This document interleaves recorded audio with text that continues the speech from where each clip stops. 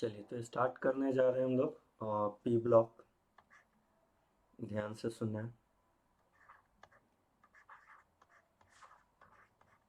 और ये आपका क्लास 12th का है, मतलब कि क्लास 12th का हम लोग ब्लॉक स्टार्ट कर रहे हैं, पी ब्लॉक स्टार्ट करने जा रहे हैं। सबसे पहले तो आपको बता दें कि हम लोग का जो फर्स्ट पी ब्लॉक है वो है नाइट्रोजन फैमिली। इसी नाइट्रोजन फैमिली को एक और नाम से जाना जाता है जिसे निकोजेन भी कहते हैं हम लोग। ध्यान से, इसी का बाबू एक और नाम है। क्या नाम है? निकोजेन होता है। नाइट्रोजन फैमिली को ही हम लोग निकोजेन कहते हैं। मतलब कि आप you can say it is also known as nicogen. और इसी का मतलब ये निकोजेन एक्चुअली आया है आपको ग्रीक वर्ड से। निकोटीन कहते हैं इसको, इसका ग्रीक का मीनिंग होता है सफोकेटिंग होता है। तो नाइट्रोजन फैमिली का ही नाम अगर आपसे कोई पूछे तो आपको बोलना है कि इसी को हम लोग निकोजेन भी कहते हैं, नाइट्रोजन फैमिली को ही। दूसरी बात है कि अगर ग्रुप वाइज बात करते हैं तो ग्रुप में ये 15th ग्रुप का है। कौन से ग्रुप का है? 15th ग्रुप का है। और नाइट्रोजन फैमिली को ही क्या कहते हैं? It is also known as nicogen. मतलब कि नाइट्रोजन फैमिली का नाम निकोजेन है, ग्रुप वाइज ये 15th ग्रुप का है। अब जरा ध्यान से सुनना है। सबसे पहले तो हम इसके ग्रुप से हम आपको ये करवा दें कि कौन कौन सा ग्रुप इसमें आता है।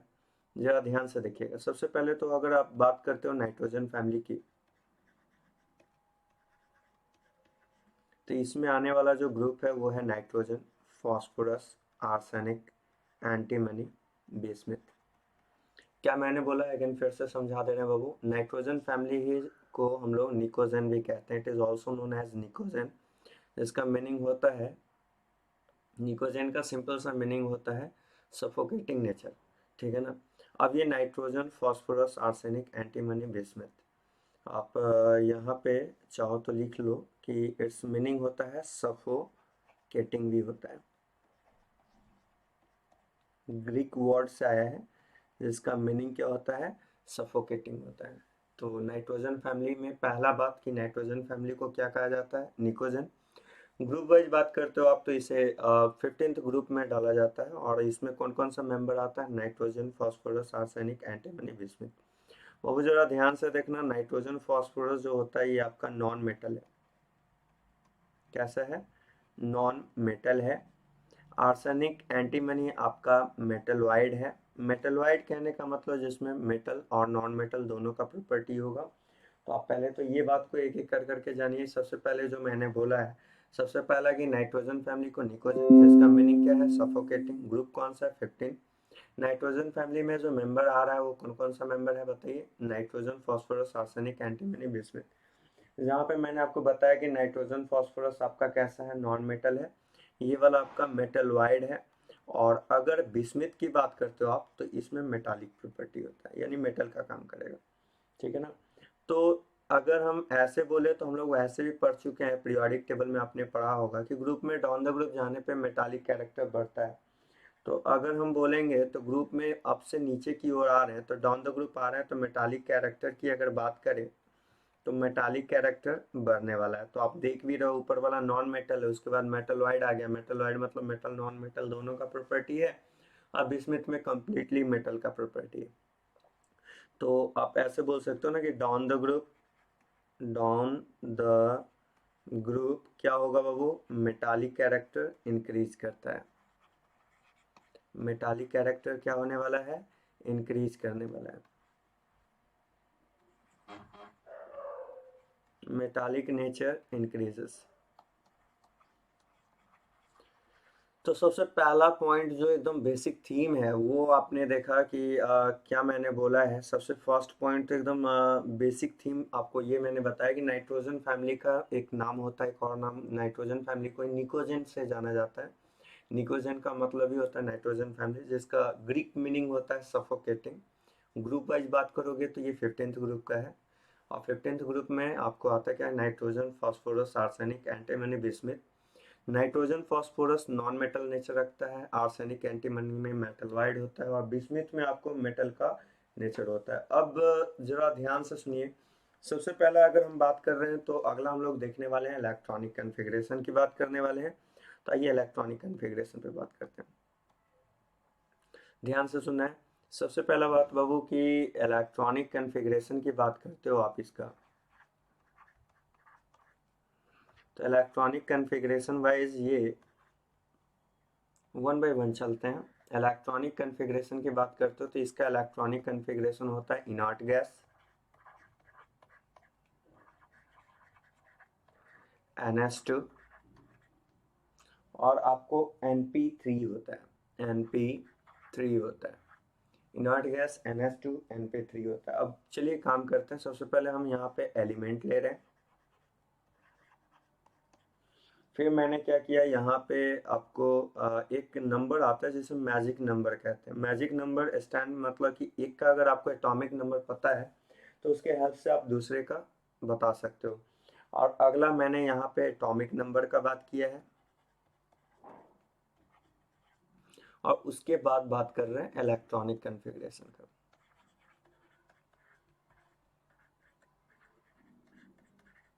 कौन से कॉन्फ़िगरेशन का?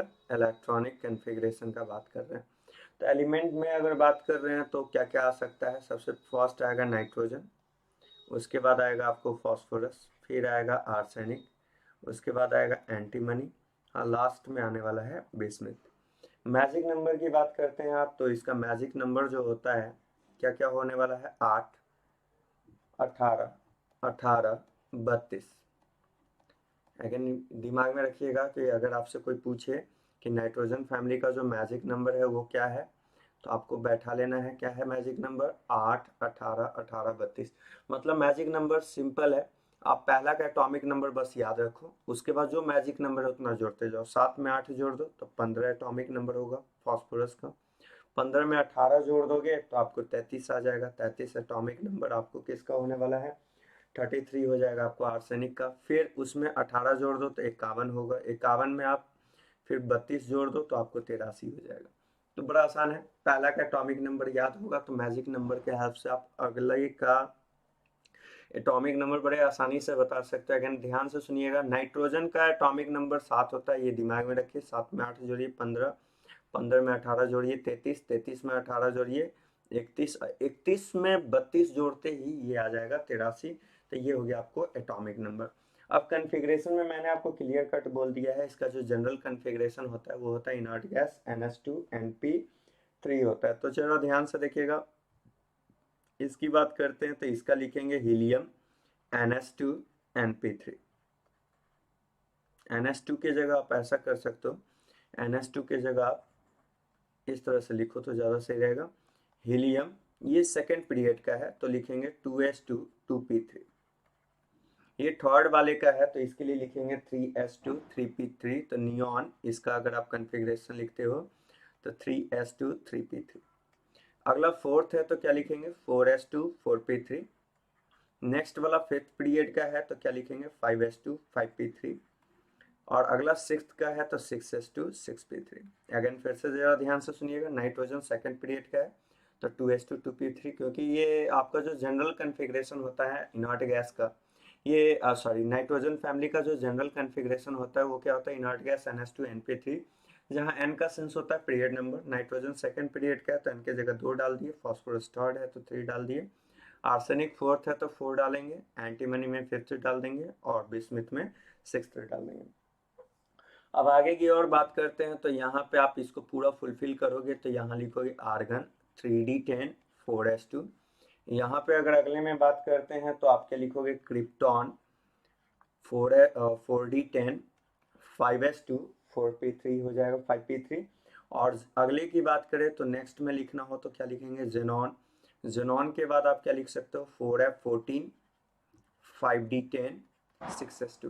तो आप इतना दिमाग में ना भी रखो तो चलेगा, लेकिन आप ये दिमाग में रखो कि इसका जो जनरल फॉर्मेट है वो है 2s2, सेकेंड रहा तो थर्ड रहेगा तो 3s2 3p3, फोर्थ के लिए 4s2 4p3, फिफ्थ के लिए 5s2 5p3, 6s2 6p3। ध्यान से सुनना है। सबसे पहला बात मैंने आपको बताया नाइट्रोजन फैमिली, जिसको हम लोग निकोजन से भी जानते हैं, जिसका ग्रीक मीनिंग होता है suffocating. Nitrogen, phosphorus, arsenic, antimony, bismuth, जिसमें बाबू मैंने क्लियर कट बता दिया है कि नाइट्रोजन फॉस्फोरस आपका नॉन मेटल है, आर्सेनिक एंटीमनी मेटलॉइड रखता है, और बिस्मिथ में आपको किसका प्रॉपर्टी होता है, मेटल का होता है। मतलब डाउन द ग्रुप आ रहे हैं तो मेटालिक कैरेक्टर बढ़ रहा है। अगर आपसे किसी ने पूछा कि इसका जनरल कन्फिग्रेशन क्या होता है नाइट्रोजन फैमिली का, तो आपको बोलना है inert gas NH2 NP3। N का सेंस है पीरियड नंबर। नाइट्रोजन चूंकि सेकंड पीरियड का था तो यहाँ पे लिख दिए 2s2 2p3, फॉस्फोरस थर्ड है तो 3s2 3p3।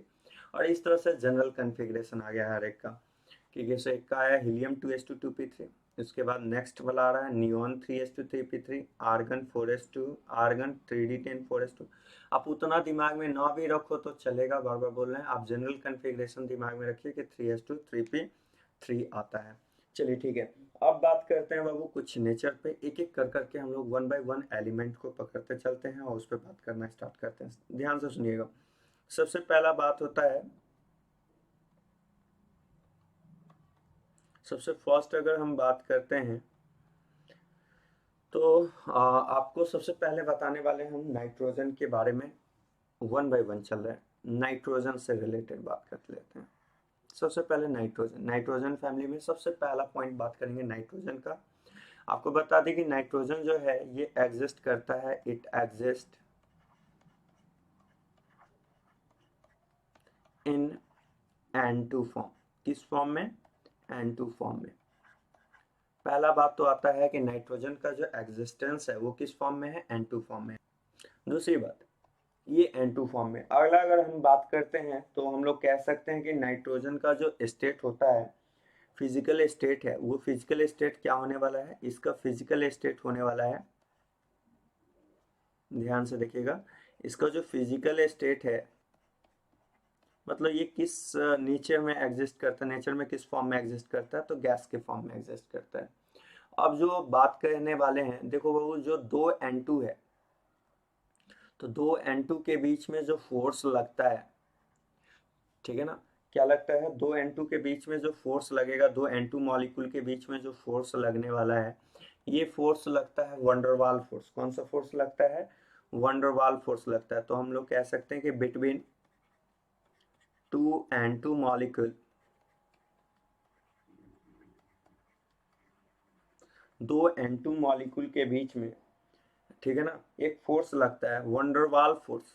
कौन सा फोर्स लगता है, वंडरवाल फोर्स यूज होता है, लगने वाला जो फोर्स है, क्योंकि नॉन पोलर मॉलिक्यूल है ना, नॉन पोलर में जो फोर्स लगेगा वो कैसा होगा, वंडरवाल फोर्स होगा। और वंडरवाल फोर्स होता है इसी को, दिस वंडरवाल फोर्स। तो फिर से बोल दें, दो N2 मॉलिक्यूल के बीच में जो फोर्स लगता है उस फोर्स को वंडरवाल फोर्स कहा जाता है, और यही वंडरवाल फोर्स को एक स्पेसिफिक नेम दिया जाता है। ये वंडरवाल फोर्स को एक स्पेशल नाम दिया जाता है, this van der Waals force is known as, this van der Waals force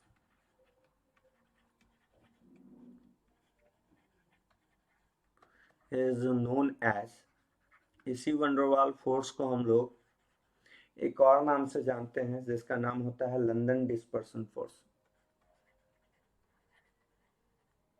London dispersion force भी कहते हैं,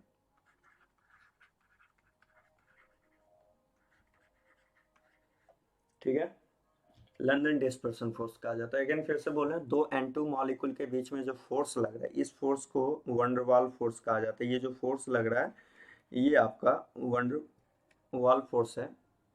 इसी वंडरवाल फोर्स को एक स्पेसिफिक नेम दिया जाता है लंदन डिस्पर्सन फोर्स। तो आपसे अगर कोई पूछ ले कि दो N2 मॉलिक्यूल के बीच में जो फोर्स लगता है वो कौन सा फोर्स होता है, तो आपको बोलना है कि ये आपको वंडरवाल फोर्स होता है। नाइट्रोजन किस फॉर्म में एग्जिस्ट करता है, N2 के फॉर्म में एग्जिस्ट करता है, फिजिकल स्टेट क्या होगा, गैस होगा।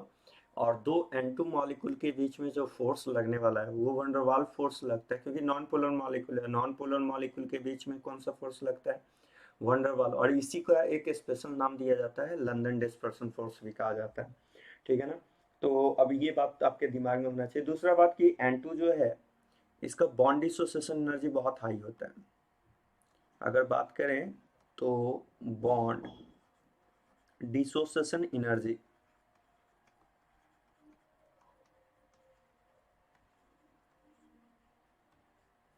Of and triple bond N is high. Hence, it is inert in nature.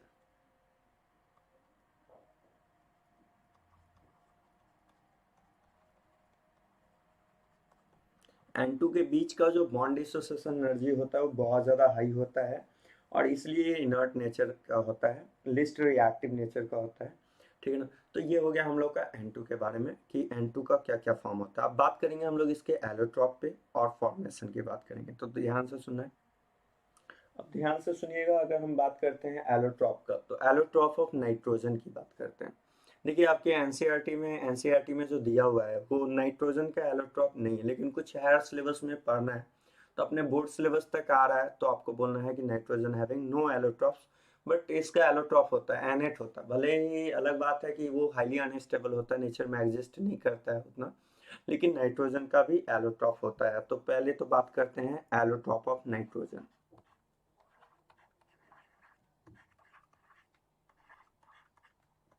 Allotrope of nitrogen. देखो बाबू, नाइट्रोजन के एलोट्रॉप की बात करते हो तो नाइट्रोजन का जो एलोट्रॉप होता है वो होता है आपका एनेट। तो हम बोलेंगे, पहला पॉइंट बोलेंगे कि allotrope of nitrogen is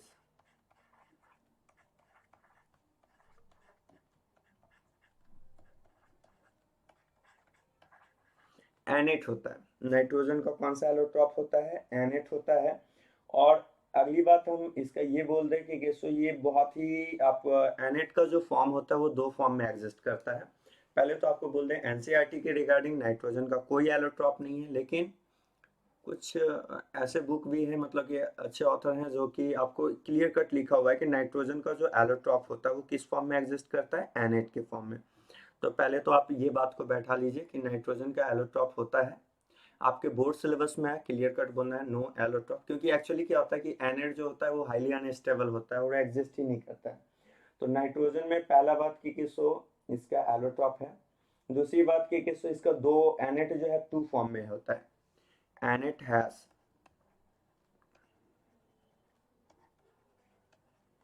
Annette का जो है वो टू फॉर्म होता है। पहला फॉर्म होता है उसको कहते हैं आयनिक फॉर्म। तो एनेट का जो नाइट्रोजन का एलोट्रॉप, फिर से मैं बोल दे रहा हूँ, एनेट नाइट्रोजन के बारे में अगर आपसे कोई पूछे कि नाइट्रोजन का एलोट्रॉप होता है या नहीं, हाँ है। कौन सा एलोट्रॉप है? एनेट, जो दो फॉर्म में एग्जिस्ट करता है। एनेट हैज टू फॉर्म। पहला होता है आपका आयनिक फॉर्म। पहला जो है एनेट का जो है वो आयनिक एलोट्रॉप होता है। कौन सा एलोट्रॉप होता है? आयनिक एलोट्रॉप होता है। अब वो आयनिक एलोट्रॉप एक्चुअली एग्जिस्ट किस फॉर्म में करता है? तो एग्जिस्ट करता है N5 प्लस, और दूसरा एग्जिस्ट करता है N3 माइनस के फॉर्म में। अगेन फिर से बोल रहे हैं, नाइट्रोजन का एक्चुअली जो एनेट जो होता है वो हाईली अनस्टेबल होता है। अगेन फिर से बोलते हैं, ये कौन सा फॉर्म में होता है? हाईली अनस्टेबल होता है। और यही कारण है कि एनसीईआरटी में क्लियर कट लिखा हुआ है कि नाइट्रोजन का कोई एलोट्रॉप है ही नहीं, लेकिन नाइट्रोजन का एलोट्रॉप होता है। याद रखिएगा, एनेट फॉर्म होता है जिसका दो फॉर्म होता है। एनेट का दो फॉर्म में एग्जिस्ट करता है।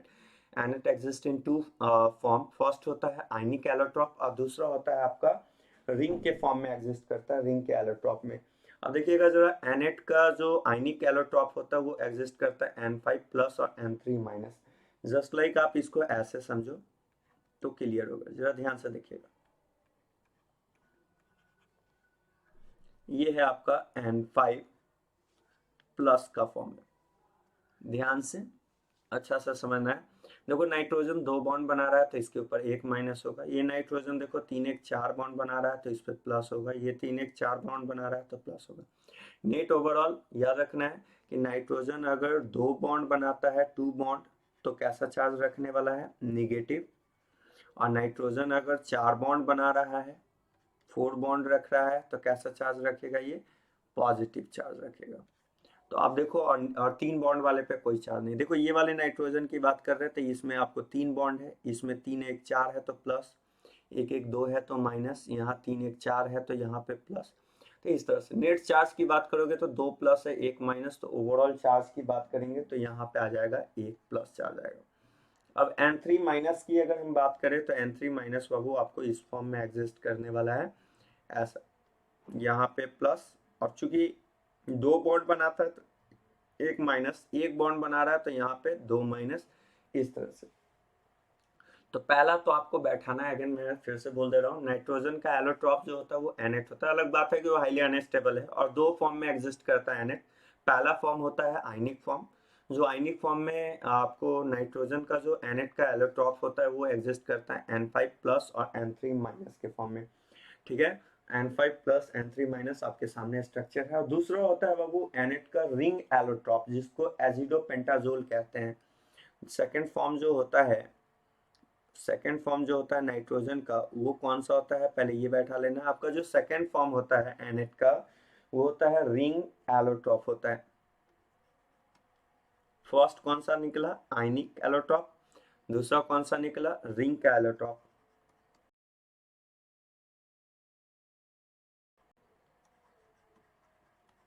रिंग एलोट्रॉप को हम लोग इसी को एक और नाम से जानते हैं, एजिडोपेंटाजोल के नाम से जानते हैं, एजिडोपेंटाजोल भी कहते हैं,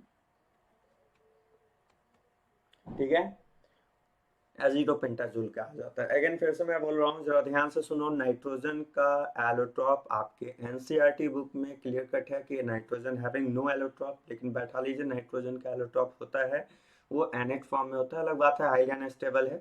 और दूसरी बात है कि एनेट का दो फॉर्म होता है, ये एलोट्रॉप दो फॉर्म में एग्जिस्ट करता है। फर्स्ट फॉर्म होता है आयनिक एलोट्रॉप, जो N5 प्लस N3 माइनस के फॉर्म में एग्जिस्ट करता है। दूसरा होता है रिंग एलोट्रॉप, जिसको हम लोग एजिडोपेंटाजोल कहते हैं। और इसका एग्जिस्टेंस जो है नेचर में कैसे होता है सो देखना है। ये N, फिर यहाँ पे देखो आप इसे N, यहाँ पे भी N, ठीक है। यहाँ पे आप N लिख दो, यहाँ भी N लिख दो। एक 5 मेंबर रिंग बना देना है आपको इस तरह से, डबल बॉन्ड, ठीक है। और उसके बाद क्या करना है आपको, यहाँ पे ये N, डबल बॉन्ड N, यहाँ डबल बॉन्ड N, ठीक है। ये होता है साइक्लिक स्ट्रक्चर होता है एजिडोपेंटाजोल का। देखो मैंने बोला है जो नाइट्रोजन डबल बॉन्ड बना रहा है उस पे कैसा चार्ज होगा, माइनस। जो चार बॉन्ड बना रहा है, देखो यहाँ पे ये वाले नाइट्रोजन का दो दो चार, इस पे कौन सा चार्ज होगा, प्लस। अगेन सबके सब तीन तीन बॉन्ड बना रहा है तो इस पे कोई तरह का चार्ज नहीं आने वाला है। और ये हो गया। तो आप एक अगेन फिर से मैं जो बात बोलना चाह रहा हूँ उसको समझो आप। नाइट्रोजन की बात किया हमने, सबसे पहले मैंने आपको नाइट्रोजन फैमिली में बताया निकोजेन। नाइट्रोजन फैमिली को ही निकोजेन के नाम से जाना जाता है, जिसका ग्रीक मीनिंग होता है सफोकेटिंग होता है।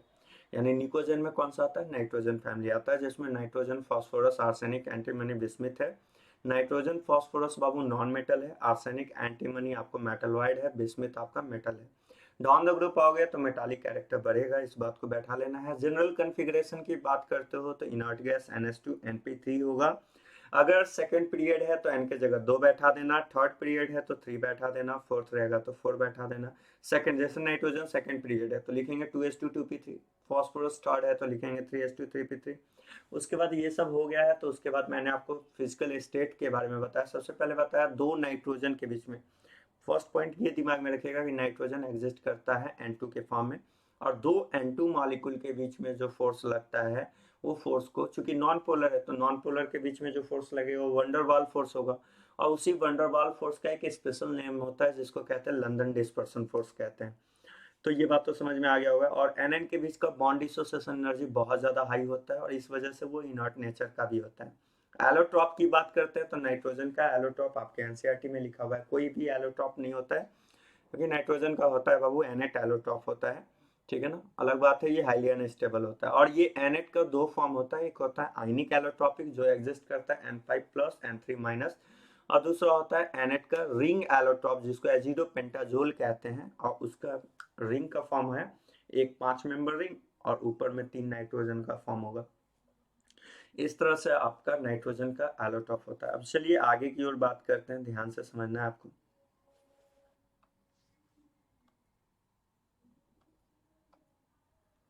चलिए ध्यान से सुनिएगा। अब बात करते हैं प्रिपरेशन ऑफ N2, ठीक है ना।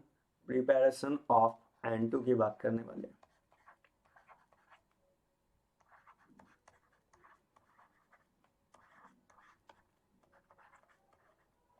चलिए N2 के बारे में मैंने वैसे ही बता दिया, नाइट्रोजन का एग्जिस्टेंस होता है N2 फॉर्म में।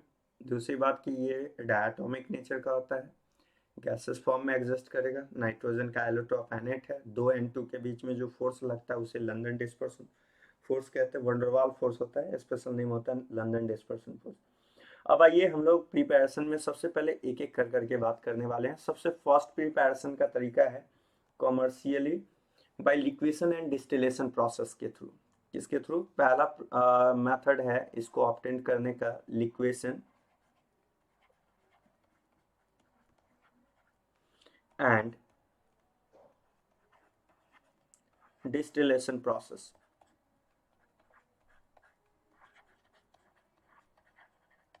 देखिए लिक्वेशन और डिस्टिलेशन के थ्रू आप N2 ऑब्टेन करते हो। सबसे पहले करना क्या होता है कि एयर लेना है,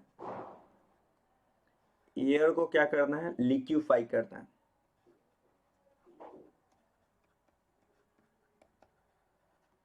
जैसे ही एयर को लिक्विफाई करोगे तो एयर जो है आपको लिक्विड फॉर्म में आ जाएगा। अब आपको पता है कि एयर बहुत सारे गैस का मिक्सचर है, N2 और O2 बहुत सारा गैस है। मान लो कि आपने इसे लिक्विफाई किया, तो सपोज करो कि हमने यहाँ पे लिया है N2, O2 और मैनी गैस है, ये सब का सब आपको गैसेस फॉर्म में है।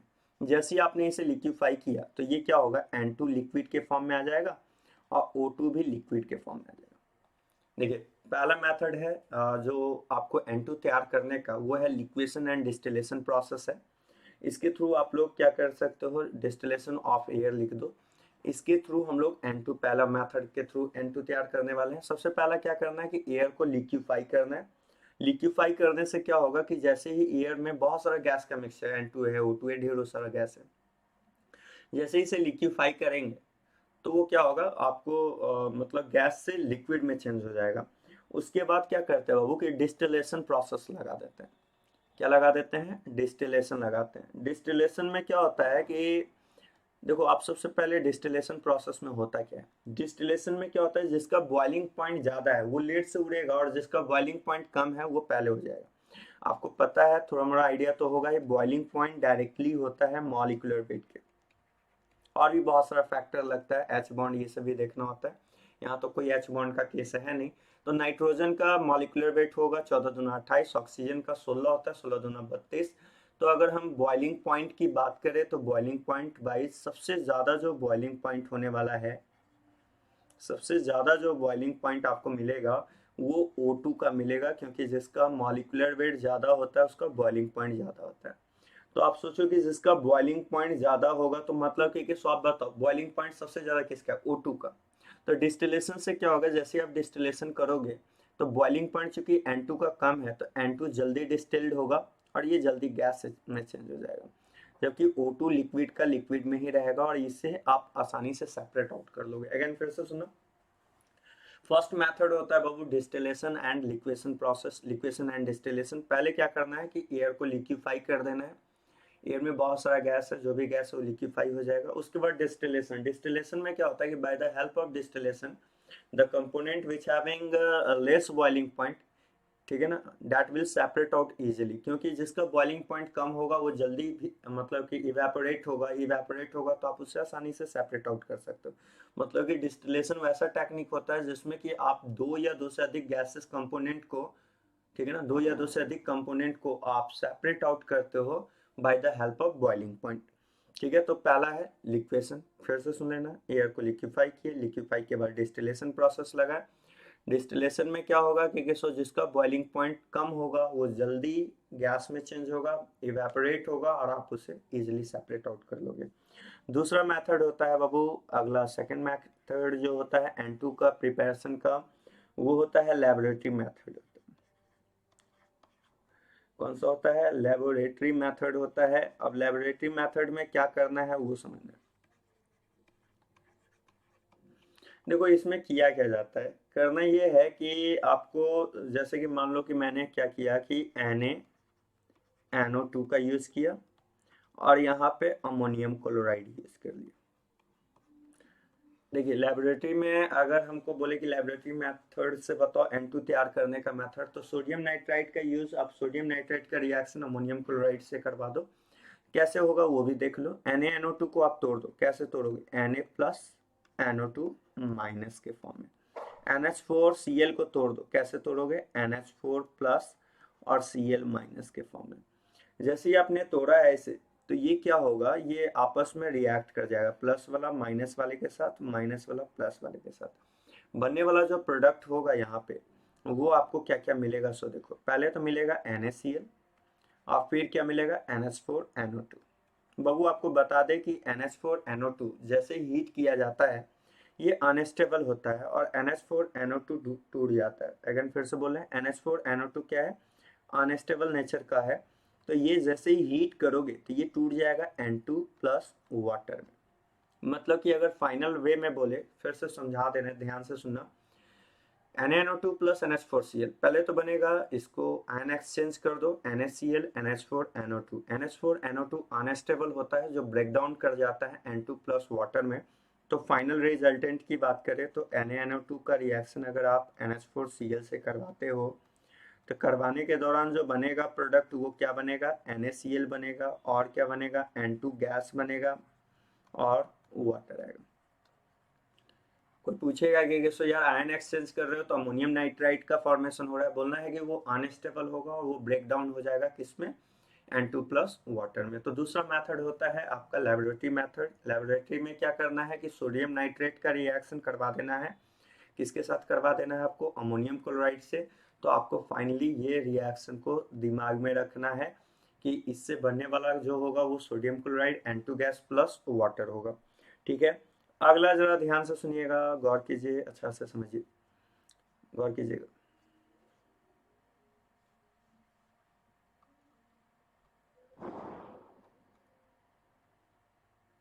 आपको 3-4 रिएक्शन जो सजेस्ट करेंगे, एक्चुअली होता क्या है सो समझना, जितना भी अमोनियम सॉल्ट होता है बाबू,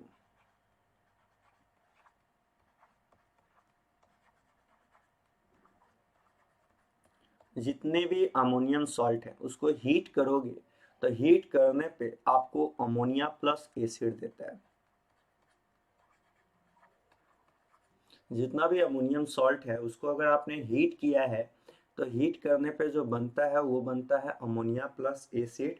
ठीक है ना, जैसे कि मान लो कि मैंने एक काम किया, NH4Cl ले लिया, मैंने बोला इसको हीट करते हैं, हीट करने पे क्या मिलेगा, NH3, पहले यहाँ से NH3 निकाल दो, H और Cl मिला के HCl दे दो।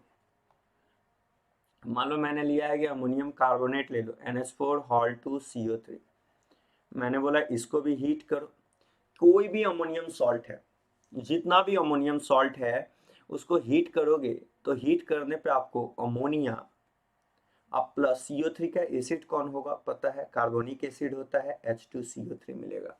तो आप पहले तो ये बैठा लो, लेकिन एक्सेप्ट सम को छोड़ देना है, जो बैठा के चलना ही है आपको, एक्सेप्ट में कुछ को छोड़ देना है। क्या चीज़ क्या चीज़ को छोड़ना है वो देख लीजिए। एक्सेप्ट में आपको NH4NO2, NH4 Hal2 Cr2O7,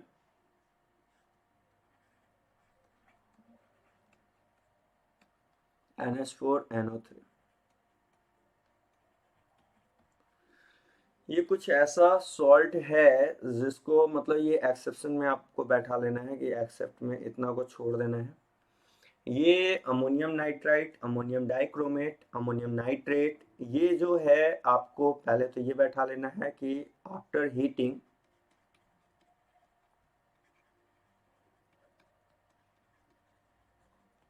not produce NH3, heat करने पे ये NH3 प्रोड्यूस नहीं करता है। और बाबू ये हद से ज़्यादा इम्पॉर्टेंट है। क्या क्या मैंने बोला, अगेन फिर से बैठाओ, NH4NO2, NH4 Hal2 Cr2O7, ammonium nitrate. ऐसे जनरली जितना भी अमोनियम सॉल्ट होता है उसको आप हीट करते हो तो हीट करने से अमोनिया प्लस एसिड देता है। लेकिन ये 3-4 को बैठा लेना है, अमोनियम नाइट्राइट है, डाइक्रोमेट है, नाइट्रेट है, इसको हीट करने पे वैसा नहीं होता है। ये 3 रिएक्शन आपसे रिक्वेस्ट है, बैठाओ। NH4NO2 को आप जैसे ही हीट करोगे तो हीट करने पे ये चेंज हो जाएगा N2 प्लस वाटर में, पहला। दूसरा कि NH4NO3, आप ऐसे याद रखना, एक ऑक्सीजन ज़्यादा है NO में, ऑक्सीजन यहाँ 2 है, एक ज़्यादा वाला में N2O बनेगा, कम वाला में N2 बनेगा, N2O प्लस वाटर। और तीसरा NH4Cr2O7 का हॉल ट्वाइस, अमोनियम डाइक्रोमेट है, ठीक है ना, सॉरी, NH4 हॉल 2 Cr2O7, ध्यान से सुनिएगा क्या कह रहे हैं, NH4 हॉल 2 Cr2O7, इसको अगर आपने हीट किया है तो मिलता है N2 प्लस Cr2O3, जिसमें बाबू एक्चुअली क्या होता है कि ये ऑरेंज कलर जो होता है चेंज हो जाता है ग्रीन में। तो ये हद से भी ज़्यादा इम्पॉर्टेंट रिएक्शन है, बैठा लेना है। क्या क्या बोले हैं आपको, जनरली जितना भी अमोनियम सॉल्ट है वो हीट करने पे अमोनिया प्लस एसिड देता है, एक्सेप्ट कुछ अमोनियम सॉल्ट को छोड़ के, नाइट्राइट का, नाइट्रेट का, डाइक्रोमेट का, जिसमें नाइट्राइट में आपको N2 मिलता है, नाइट्रेट में N2O मिलता है, और अमोनियम डाइक्रोमेट में N2 प्लस Cr2O3 का फॉर्मेशन होता है। तो ये बात को आपको बैठा लेना है कि कैसे कैसे हो रहा है, ठीक है, आगे बढ़ते हैं हम लोग।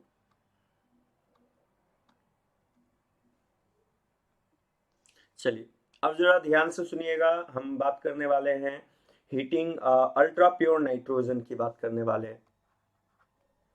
अगला जो मेथड है N2 का ही, आपने दो मेथड देख लिया अभी बैक टू बैक। पहला देखा लिक्वेशन एंड डिस्टिलेशन प्रोसेस से क्या किए, एयर को लिक्विफाई किए, लिक्विड में चेंज हो गया, डिस्टिल्ड किए। डिस्टिलेशन में सिंपल है बाबू, जिसका बॉइलिंग पॉइंट कम होगा वो जल्दी डिस्टिल्ड होगा, जल्दी वेपर में जाएगा। तो देखे N2O2 में N2 का कम था, जल्दी इवेपोरेट हो जाएगा, आसानी से सेपरेट आउट कर लेंगे।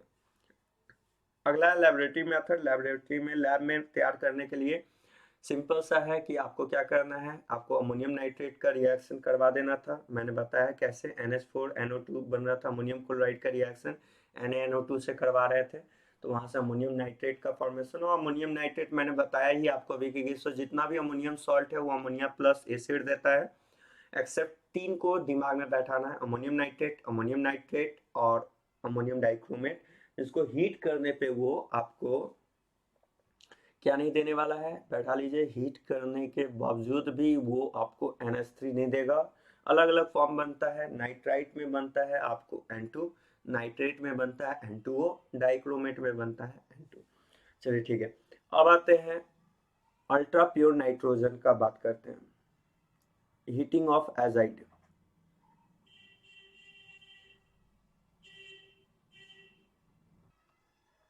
चलिए अब बात करते हैं हीटिंग ऑफ एजाइड से,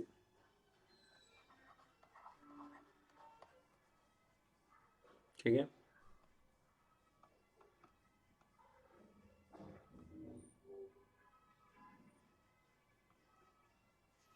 हीटिंग ऑफ एजाइड के थ्रू हम लोग यूज करेंगे। देखो एक्चुअली क्या है कि जितना भी NaN3 और बेरियम एजाइड, सोडियम एजाइड और बेरियम एजाइड से अल्ट्रा प्योर नाइट्रोजन ऑब्टेंड होता है। आपसे अगर कभी क्वेश्चन में पूछ ले तो बैठा लीजिएगा NaN3, और दूसरा है BaN3 हॉल ट्वाइस, इसे सोडियम एजाइड कहते हैं, इसे बेरियम एजाइड कहते हैं, ठीक है ना। ये अल्ट्रा प्योर नाइट्रोजन,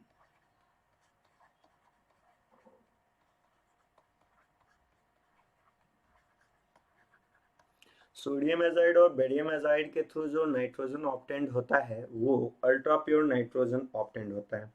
और सिंपल सा रिएक्शन है, क्या है कि जैसे कि आपने NaN3 लिया और इसे हीट अप किया, तो हीट करने में ये टूट जाएगा सोडियम प्लस N2 में।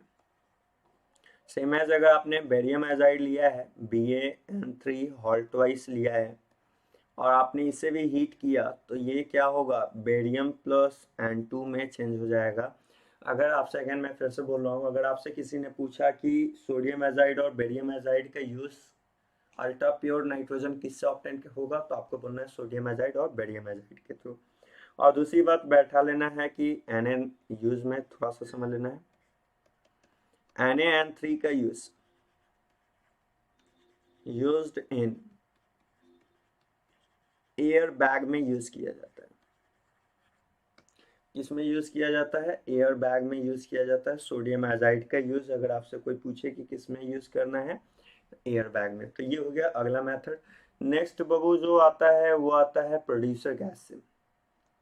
मतलब कि आपने ये सब मेथड देख लिया है किस किस से ऑब्टेन करना है। अगला है फ्रॉम प्रोड्यूसर गैस।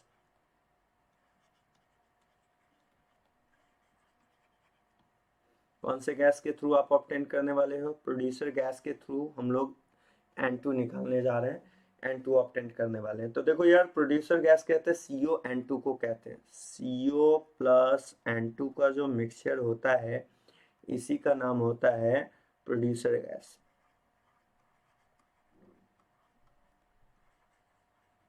ठीक है, और इसको यूज किया जाता है फ्यूल में। इन इंडस्ट्रीज में इसका यूज होता है एज अ फ्यूल के फॉर्म में। ठीक है ना, तो आप इसको बोल भी सकते हो कि used as fuel in industries. ठीक है, तो CO प्लस N2 गैस के मिक्सचर को प्रोड्यूसर गैस कहना है। इसको क्या किया जाता है कि कॉपर ऑक्साइड के प्रेजेंस में ट्रीट किया जाता है। जैसे ही आप इसको ट्रीटमेंट कॉपर ऑक्साइड के प्रेजेंस में करवाओगे, ये क्या करेगा कि कॉपर जो है ये क्या होता है कि इसको बहुत ही लीस्ट रिएक्टिव होता है, मेटल है, और बहुत आसानी से ऑक्सीजन प्रोवाइड कर देता है। अगेन फिर से क्या बोलना चाह रहे हैं उस बात को समझो। It is a least reactive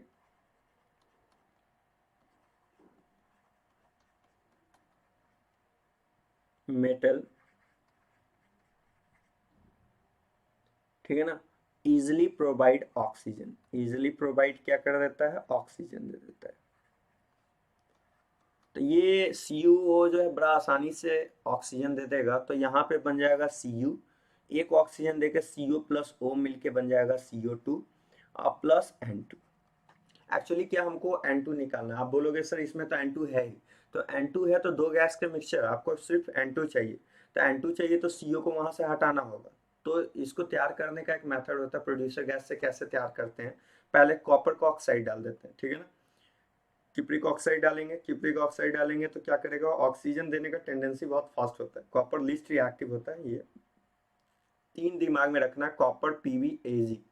इसका ऑक्साइड बहुत इजीली ऑक्सीजन डोनेट करने का काम करता है। तो ऑक्सीजन जैसे ही दे देगा तो ये ऑक्सीजन लेके CO2 में चेंज हो जाएगा। अब अगला स्टेप क्या होता है कि सो जैसे ही ये हुआ, हम लोग क्या करते हैं इसमें KOH डाल देते हैं। ठीक है ना, क्या मैंने बोला? पास इन KOH। अब KOH पास करने से क्या होगा? CO2 एब्जॉर्ब कर लेगा। CO2 क्या करेगा? इसे एब्जॉर्ब कर लेगा। क्यों एब्जॉर्ब करेगा? क्योंकि आपको पता है CO2 कैसा ऑक्साइड होता है? एसिडिक ऑक्साइड होता है। और KOH क्या है? बेस है। तो एसिड बेस का तो गजब का रिएक्शन होने वाला है। तो CO2 क्या कर लेगा? इसे एब्जॉर्ब कर लेगा। एब्जॉर्ब करते ही यहाँ से क्या होगा? आपको सिर्फ और सिर्फ N2 गैस मिल जाएगा। अगेन फिर से अगर नहीं समझ में आया तो अगेन आपको बता दे, CuO प्लस CO मिलके चेंज हो गया CO2 में, Cu प्लस CO2 में।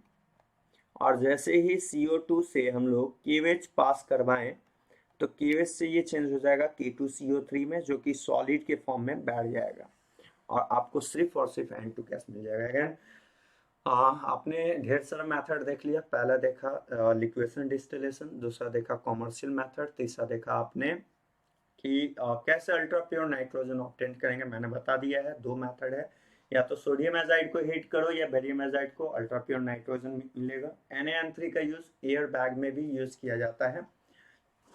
ठीक है ना, दूसरा कि सो प्रोड्यूसर गैस के थ्रू भी आप N2 गैस ऑब्टेन कर सकते हो। प्रोड्यूसर गैस किसको कहते हैं? CO प्लस N2 गैस के मिक्सचर को प्रोड्यूसर गैस कहा जाता है। CO प्लस N2 का जो मिक्सचर होता है इसी को कौन सा गैस कहते हैं? प्रोड्यूसर गैस कहा जाता है। कौन सा गैस कहा जाता है? प्रोड्यूसर गैस कहा जाता है। तो इसके थ्रू भी आप आसानी से N2 गैस ऑब्टेन कर सकते हो, और कैसे करना है वो आपके सामने। चलिए ठीक है, अब आगे की ओर बढ़ते हैं। ये तो हो गया आपका पूरा प्रॉपर्टी आपने देख लिया। अब कुछ मतलब रिएक्शन आपने देख लिया। अब बात करते हैं प्रॉपर्टीज की, बात करते हैं। तो प्रॉपर्टी में आइए जरा ध्यान से, क्या क्या आएगा। सबसे पहला प्रॉपर्टी ऑफ N2।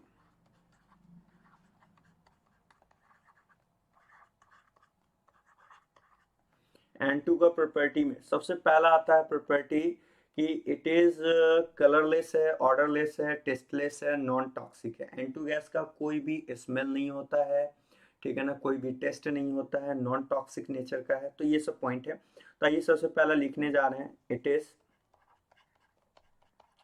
कलरलेस। कैसा है ये? कलरलेस। और कैसा है? ऑर्डरलेस।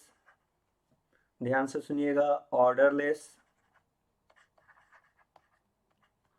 और कैसा है? टेस्टलेस। टेस्टलेस है। और कैसा है? नॉन टॉक्सिक है, ठीक है ना, गैस है ये। N2 के बारे में पहला पॉइंट आता है प्रॉपर्टी में कि ये कलरलेस, ऑर्डरलेस, टेस्टलेस और नॉन टॉक्सिक है, ठीक है ना। दूसरी बात कि ये जो है न ही कंबसन में सपोर्ट करेगा न कंबसन शो करेगा। तो अगला पॉइंट कि it is neither combustible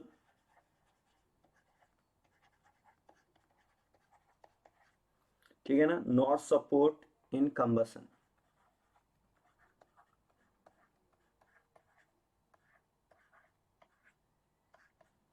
not support in combustion.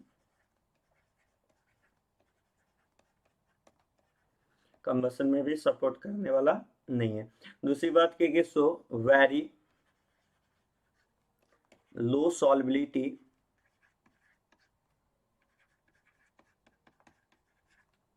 In water. और कारण तो आपको पता है, क्योंकि N2 कैसा नेचर का होता है? नॉन पोलर नेचर का होता है। Because it is non polar in nature लिखना हो तो लिख सकते हो आप इसे। बिकॉज N2 का नेचर कैसा है? Non polar. वाटर कैसा? पोलर, लाइक डिजोल्व लाइक होता है। तो नॉन पोलर में पोलर तो कभी डिजोल्व होगा नहीं। Because it is non polar in nature.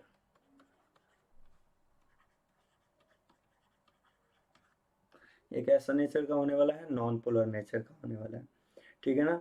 अगला बात की कि सो ये इनर्ट नेचर का होता है। N2 कैसा नेचर का है? N2 is inert in nature.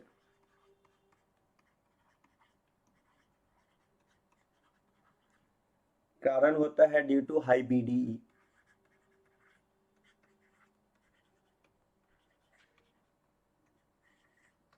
Bond dissociation energy, ज़्यादा बॉन्ड डिसोसिएशन एनर्जी होने के वजह से एक ऐसा नेचर का होता है और इनर्ट नेचर का।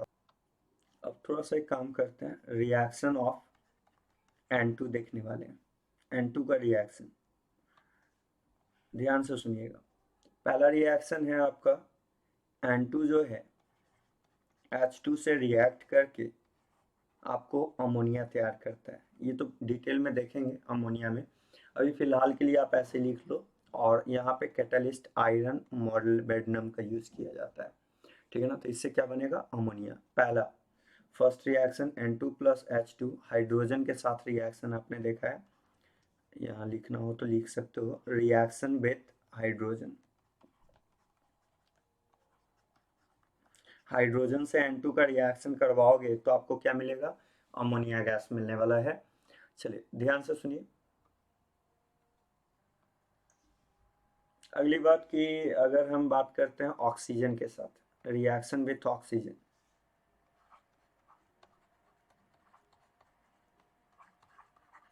ऑक्सीजन के साथ रिएक्ट करवाते हो बाबू, तो ये जनरली जल्दी रिएक्ट करेगा नहीं, क्योंकि कि सो बहुत ही हाई इसका बॉन्ड डिसोसिएशन एनर्जी होता है। तो N2 प्लस O2 का रिएक्शन होगा भी तो ये होता है 2000 केल्विन पे होता है। और यहाँ से आपको मिलता है NO गैस मिलता है। कारण है क्योंकि इसका बॉन्ड डिसोसिएशन एनर्जी बहुत ज़्यादा हाई होता है। अब अगला है रिएक्शन विथ, ठीक है ना, मेटल के साथ। मेटल के साथ रिएक्शन में देखो यार, एक्चुअली क्या होता है कि जितने भी अल्कली मेटल है उसमें सिर्फ लिथियम जो है N2 के साथ रिएक्ट करता है। अल्कली मेटल की बात करें हम, अल्कली मेटल, तो अल्कली मेटल में आपको पता है क्या क्या आने वाला है? Lithium, sodium, potassium, rubidium, caesium. हम यहाँ पे N2 के साथ रिएक्शन करवा रहे हैं। तो ये क्या होगा कि सोडियम से लेके पोटेशियम, रुबिडियम, सीजियम, इसके बारे में पहले तो बैठा लो कि not react with N2 in alkali metal. Alkali metal में बाबू सिर्फ और सिर्फ लिथियम रिएक्ट करता है in alkali metal only Li show reaction, lithium show करता है रिएक्शन को इसके साथ N2 के साथ, ठीक है ना। और वो भी कारण होता है क्योंकि लिथियम का डायगोनल रिलेशन होता है किससे, मैग्नीशियम से होता है, और ये बना लेगा Li3N। तो अगर आपसे बोलेगा कि सोडियम का N2 से रिएक्शन करवा दो, नो रिएक्शन। पोटेशियम जैसे कि बोल दिया कि Na प्लस N2 रिएक्ट करके क्या होगा, तो बोलना है नो रिएक्शन। पोटेशियम नहीं करेगा, रुबिडियम नहीं करेगा, सीजियम नहीं करेगा, सिर्फ और सिर्फ कौन करता है, लिथियम रिएक्ट करता है। अगला एक और चीज जो आपके लिए इंपॉर्टेंट होने वाला है, इसके साथ N2 खत्म हो जाएगा, उसका थोड़ा सा यूज देखेंगे, फिर आ जा रहे हैं फॉस्फोरस पे, ठीक है ना, ध्यान से सुनिएगा।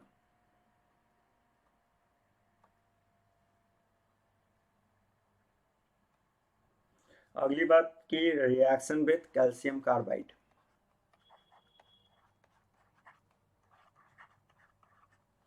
CaC2 के साथ रिएक्शन, कैल्शियम कार्बाइड का रिएक्शन अगर आपने N2 से करवाया है और वो भी 1000 केल्विन पे, तो बनने वाला जो प्रोडक्ट होगा वो होगा CaCN2 प्लस C।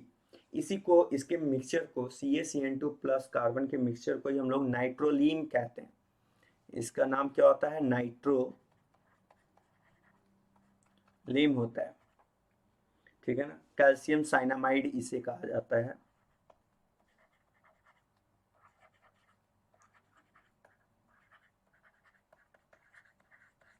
ठीक है ना, और ये एज अ यूज होता है फर्टिलाइजर में। कैल्शियम साइनामाइड का यूज किस में किया जाता है, फर्टिलाइजर के फॉर्म में यूज किया जाता है। तो अगेन आप इस बात को बैठा लीजिएगा कि कैल्शियम कार्बाइड का रिएक्शन N2 में के साथ करवाओगे तो ये बनाता है CaCN2 प्लस कार्बन का मिक्सचर, जिसको नाइट्रोलीन कहा जाता है। नाइट्रोलीन बोलेगा तो आपको याद रखना है CaCN2 प्लस कार्बन के मिक्सचर को ही हम लोग नाइट्रोलीन कहते हैं, और इसका यूज एज अ फर्टिलाइजर के फॉर्म में यूज किया जाता है। दूसरी बात बाबू के सो एक बात और भी बैठा लेना जो बोलना चाह रहे हैं कि CaCN2 जो है ये N2 एब्जॉर्ब करने का भी काम करता है, तो नोटेबल बात में ये बात को भी बैठा लेना है। CaCN2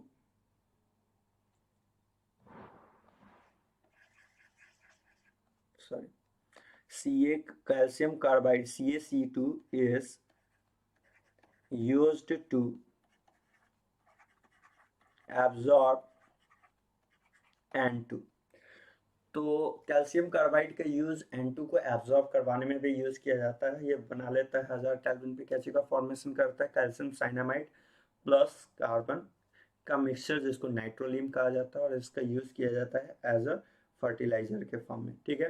तो यहाँ तक था हमारा इसका रिएक्शन की बात किया मैंने, कैसे N2 ऑब्टेन करना उसका बात किया हम लोग ने। अब बात करते हैं यूजेस की।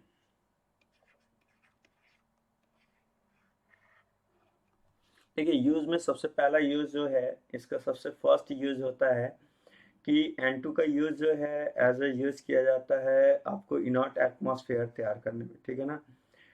आप सबसे पहला तो एक एक कर करके बात करो। सबसे फर्स्ट पॉइंट N2 के बारे में, N2, ठीक है ना। लिक्विड नाइट्रोजन का यूज जो है हम लोग ऑर्गन को प्रिजर्व करने में यूज करते हैं, ठीक है ना। तो सबसे फर्स्ट पॉइंट है आपका कि liquid dinitrogen is used, liquid dinitrogen, जो लिक्विड डाइनाइट्रोजन होता है वो कोल्ड होता है, रूम टेम्परेचर, लो टेम्परेचर पे कोल्ड होता है, ठीक है ना। तो liquid dinitrogen is used as refrigerant to preserve, ठीक है ना, to preserve biological material, biological material.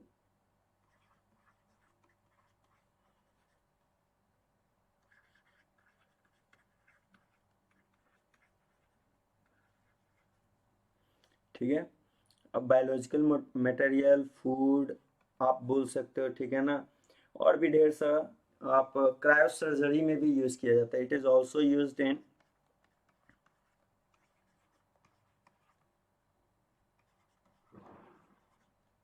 ठीक है ना, क्रायो सर्जरी, क्रायो सर्जरी में भी यूज किया जाता है इसका।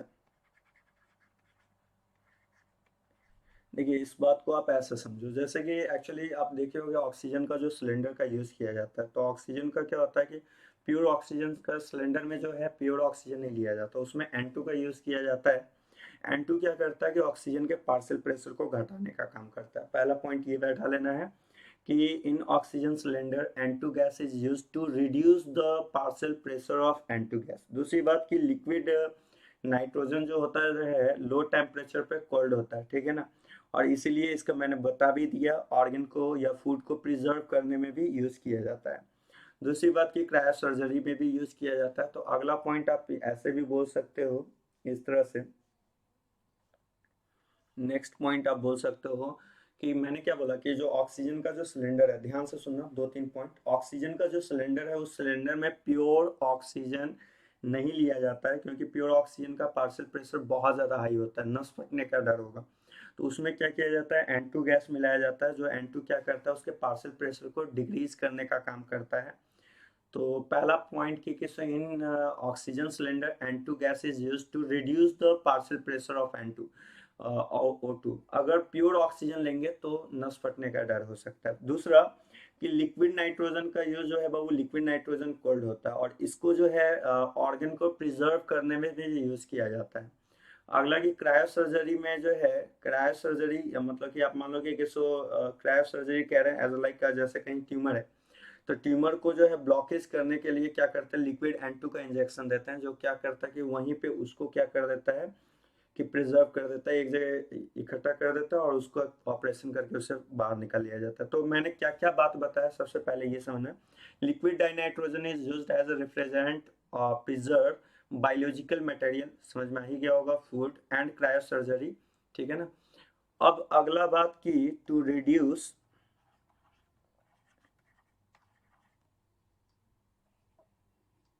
Partial pressure of oxygen and two gas is added in gas cylinder. Gas cylinder में N2 गैस का यूज किया जाता है, क्योंकि वो क्या करता है कि पार्शियल प्रेशर जो है O2 का घटाने का काम करता है। नहीं तो अगर आपने नहीं ऐड किया तो नस फटने का डर हो सकता है। तो इसके साथ आपका N2 समाप्त हुआ। N2 के बारे में पूरा डिस्कशन हो गया हम लोग का। क्या क्या मैंने पढ़ा है, सारा टर्म्स आपको पढ़ाया है मैंने, आपको सारा टर्म्स क्लियर हो गया होगा जो भी टर्म्स पढ़ा है। सबसे पहला मैंने आपको बताया है कि किस नाइट्रोजन फैमिली को निकोजन कह रहे हैं, आ रहा है nitrogen phosphorus arsenic antimony bismuth. दूसरा मैंने आपको ये बताया कि आप इसका नेचर में आप जाओगे तो नाइट्रोजन N2 फॉर्म में एग्जिस्ट करता है। दो N2 फॉर्म में आपको जो फोर्स लगता है वो वंडरवाल फोर्स लगता है, वीकेस्ट फोर्स होता है। इसका नाम होता है लंदन डिस्पर्सन फोर्स होता है। एलोट्रॉप की बात की N8 जो दो फॉर्म में एग्जिस्ट करेगा, आयनिक N5+ N3-। दूसरा की साइक्लिक फॉर्म जिसको एजिडो पेंटाजोल भी कहते हैं। और मैंने आपको N2 का प्रिपरेशन का तरीका बताया। पहला है आपका लिक्वेशन एंड डिस्टिलेशन, दूसरा है आपका कॉमर्शियल मेथड, तीसरा है सॉरी लेबोरेटरी मेथड, और तीसरा आपको मैंने बताया सोडियम एजाइड या बैरियम एजाइड को हीट करके। मैंने आपको ये भी बताया कि जितना भी अमोनियम सॉल्ट होता है जनरली उसे हीट करने पर अमोनिया प्लस एसिड देता है। तीन को छोड़ देना जो अमोनियम सॉल्ट के बावजूद भी अमोनिया नहीं देगा। वो तीन कौन कौन सा है, ammonium nitrite, nitrate, ammonium dichromate, ये सब के बारे में मैंने आपको बताया। फिर मैंने आपको ये बताया कि N2 का जो है यूज़ क्या है, ऑर्डरलेस है, टेस्टलेस है, नॉन टॉक्सिक है। यूजेस मैंने आपको बताया कि इसका यूज़ कहाँ कहाँ होता है, तो आप ध्यान से सुन लेना। सबसे पहला कि कोई भी जैसे ऑक्सीजन का जो सिलेंडर होता है, उस सिलेंडर में आपको लिखना हो तो इस पॉइंट को लिख भी लेना। ऑक्सीजन के सिलेंडर में क्या होता है कि ऑक्सीजन का पार्शियल प्रेशर बहुत ज़्यादा होता है, तो जो ऑक्सीजन गैस का जो सिलेंडर होता है उसमें प्योर ऑक्सीजन नहीं लिया जाता है, N2 गैस मिलाया जाता है। अगर नहीं मिलाओगे तो इतना ज़्यादा हाई पार्शियल प्रेशर होता है कि वो नस फटने का डर हो सकता है। दूसरी बात कि लिक्विड नाइट्रोजन जो होता है बहुत ही कोल्ड होता है लो टेम्परेचर पे, इसीलिए इसको जो है ऑर्गन को प्रिजर्व करने में भी लिक्विड नाइट्रोजन का यूज़ किया जाता है। मैंने लिख ही दिया है, बायोलॉजिकल मटेरियल को प्रिजर्व करने में यूज़ किया जाता है। दूसरा आप ऐसे याद रखो कि क्रायोसर्जरी में भी यूज़ किया जाता है, जैसे कि मान लो कि ट्यूमर है, इसका ट्रीटमेंट करने के लिए लिक्विड नाइट्रोजन का इंजेक्शन दिया जाता है, ठीक है ना। जैसे क्या होता है कि ट्यूमर एक ही जगह ब्लॉक हो जाता है और उसे आसानी से ऑपरेशन करके सेपरेट आउट कर लिया जाता है। तो ये कुछ आपका नाइट्रोजन का फंक्शन था जो मैंने आपको बताया है, और इसके साथ आपका N2 समाप्त होता है। अब हम लोग नेक्स्ट आ रहे हैं फॉस्फोरस के प्रॉपर्टी पे आते हैं, ठीक है। तो आज के लिए इतना ही, फिर हम लोग मिलते हैं नेक्स्ट क्लास, ठीक है बाबू।